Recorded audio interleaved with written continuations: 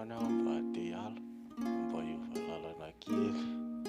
Tapahako aloha ilay lalam-poza fa hitarina kely ilay lalana, dia nanome fanomezana ho an'ny tenako sasao irery, dia andeha hihinana sakafo reveko. Dia izao ihany ara no andeha hikaly, andeha hampirimo koa ny efitranoko, sao dia mba hilana miaraka amin'iny koa ny efitra. Izao aloha tsy dia misy lahatra amin'io ataoko izao, fa ataoko fotsiny aloha sao dia ahitana zava-baovao. Fa atao fotsiny aloha sao ahitana masoandro vaovao. Fa atao fotsiny aloha satria tsy mety ilay mijanona amin'izao.